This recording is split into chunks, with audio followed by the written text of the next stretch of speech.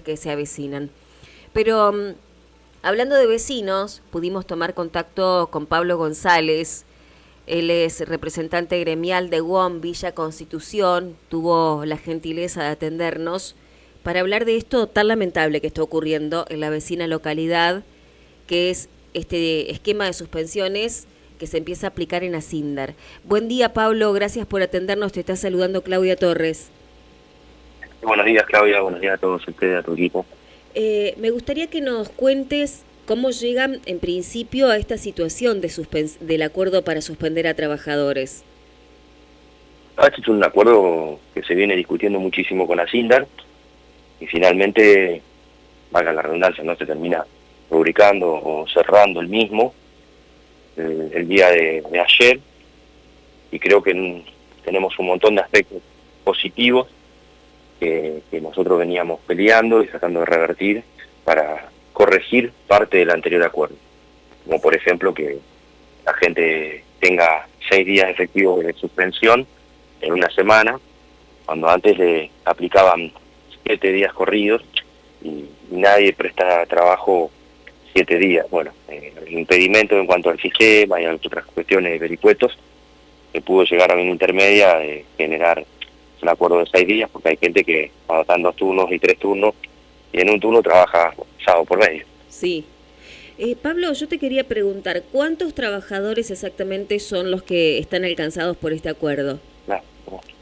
En realidad implica el acuerdo es para toda la planta, pero no se van a realizar las suspensiones efectivas en simultáneo para toda la planta constantemente. La realidad es que va a ser de manera rotativa, pero bueno, ellos querían de manera un marco de discusión, como todo, ¿no? Siempre las variables de ajuste, cuando hay crisis, intentan que sean los trabajadores, y nuestro rol justamente es que la crisis no la termine pagando los trabajadores. Por eso es que peleamos mucho y tratamos de, en todo momento, revertir la situación, y pudimos hacerlo con un buen porcentaje, con condiciones para la gente y también asegurando el empleo. Es como una tregua, ¿no? Tampoco vamos a asegurar que durante todo el año no tendremos un conflicto por despidos, porque hasta ahora no está eso.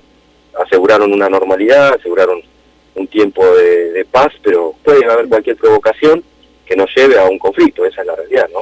El esquema, Pablo, te hago una consulta, el esquema de suspensiones, ¿cómo se va a aplicar? ¿De a tandas de cuántos trabajadores?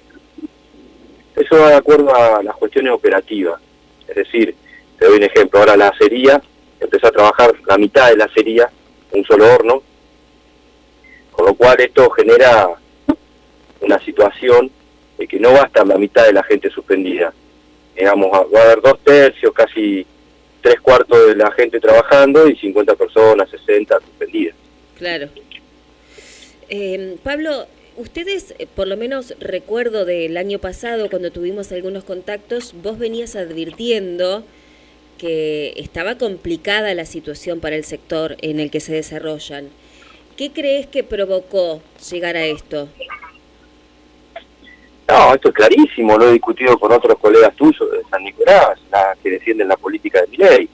La política macroeconómica nos está llevando al colapso, a un enfoque distinto, va a contramano del mundo. Este tipo es un mamarracho. Cuando Trump sale a anunciar, que me parece legítimo, más allá de que no lo quiero a Trump y que tengo un montón de diferencias con él, en cuanto a la industria, la protege, la preserva, piensa en su país, y le puso aranceles al acero chino, al aluminio argentino, que al lugar le venden muchas aluminio a Estados Unidos, le puso un 25%, con lo cual nivela un poco la balanza para que las empresas locales puedan competir, de esta manera no tener tanta amenaza de deslocalización de la producción, que después es casi imposible restablecer el entramado productivo de la industria, y también los puestos de trabajo que generan el ciclo virtuoso del consumo en la sociedad, ¿no? Claro. Es decir, que vos seguís con la postura de que esto depende o es gracias o por culpa de las políticas que viene aplicando el gobierno nacional a cargo de Javier Milei. En otros puntos del país, ¿vos tenés conocimiento que el sindicato UOM, es decir, la rama, el rubro que representan, esté teniendo complicaciones de este tipo? No, en toda la Argentina hay suspensiones, en toda la Argentina.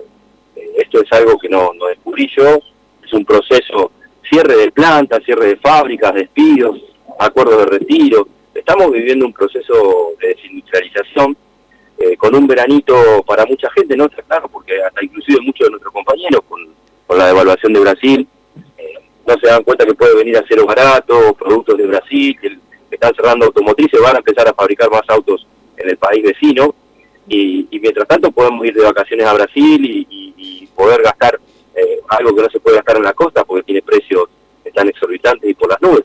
La verdad es que, como dicen siempre, ¿no? Esto fue un caldo de cultivo, fue la tormenta perfecta, un montón de dirigentes del peronismo y otros, pero siempre los del peronismo quedan más expuestos, corruptos, sindicalistas corruptos, entonces la gente estalló, terminó votando a un outsider que no tiene ni el más mínimo sentido común con respecto a la protección del mercado, del empleo local, de la ascendencia social y la empatía por los que menos tienen, ¿no?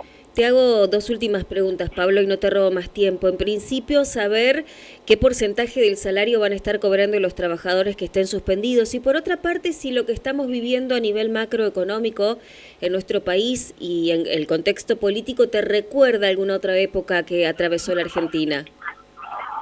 Por supuesto, me recuerda, primero arrancando por el final, la época de Menem, recalcitrada porque el jugador número 1 del mundo, que es China, no estaba, y hoy sí está, y no es un dato menor, repito, lo de Trump. El acero chino que estaba entrando en Estados Unidos va a empezar a buscar nichos de mercado, si no puede competir con esos aranceles, por ende va a buscar más en mercados en Latinoamérica, con quienes venta China, con Argentina misma, y se va a reducir aún más el mercado de lo que está reducido. Y después se parece al menemismo esto. Yo creo que el porcentaje de suspensiones fue, a mi entender, muy bueno porque arranca con un 80%, con un tope de días, que no es un dato menor. Tenemos topeada la cantidad de días, la persona no puede ser suspendida más de 15 días promedio durante el año, cada mes, con lo cual si el porcentaje es el 80, que es el primer mes, termina siendo un 85, un 88% según los casos, de su sueldo normal y habitual, incluyendo adicionales, que no son adicionales menores. Las calorías se pagan por exposición a las temperaturas y la gente no va a estar trabajando y la va a estar cobrando. La turnicidad en cuestión también es un ítem importante para nuestro recibo de sueldo. La gente no va a estar trabajando suspendida y va a cobrar una turnicidad de 3 turnos, 4 turnos o 2 turnos en la que debe estar si presta servicios. Eso es importantísimo porque si no nos poníamos de acuerdo, pues se lo cuento a la sociedad para que lo entiendan, si no nos poníamos de acuerdo en las suspensiones, la empresa sin suspender gente rebajaba salarios de todos, porque bajando a un turno a la gente que está en 4 turnos, ya ahí de arranque tenés 25% menos de sueldo. Es un montón de dinero. Sí. Y te hago la última, Pablo, y ahora sí no te robo más tiempo. ¿Temen que haya despidos? Mirá, yo lo vengo planteando hace rato, y es muy probable que lleguemos a un conflicto y que haya despidos. Tan claro como que hace desde julio que estamos atrasados con el sueldo, no se avisora resolución de paritarias, nosotros estamos a punto de cerrar un acuerdo con Hacienda por un one shot, un pago en única vez de las paritarias, como lo hicimos el año pasado antes de que cierre la UON Nacional, y creo que eso sería algo positivo. De no darse ese escenario, nosotros tenemos condiciones para realizar un paro sobre el final de febrero o los primeros días de marzo. Y el paro va a llevar seguramente a que en algún momento la empresa se anime a hacer algún despido. Como nos está pasando con contratistas, que amenazan con despedir a 200 compañeros contratistas como primera etapa de un plan de ajuste caníbal y luego sacar otros 200 más. ¿Eso también en Hacienda? Eso también en Hacienda y bueno, pues con contratistas todavía no firmamos ningún acuerdo de suspensiones, pasamos a un cuarto intermedio porque la empresa quería pagar el 75% del sueldo sin los adicionales, que no fue el caso con los propios. Claro. ¿Qué cantidad de contratistas tiene Hacienda más o menos? 1000 contratistas tenemos en este momento. 1000. O sea que tenemos 1000 fuentes de trabajo que no se sabe qué va a pasar. Exactamente. Gravísimo, Pablo. Te agradezco muchísimo este contacto. No sé si querés agregar algo más. No, agradecerle a ustedes la difusión y bueno, habrá que seguir este conflicto como lo hacen ustedes. Hay muchos compañeros que viven en San Nicolás y viceversa, que compañeros de Villa que trabajan en el siderar y no la estamos pasando bien los siderúrgicos.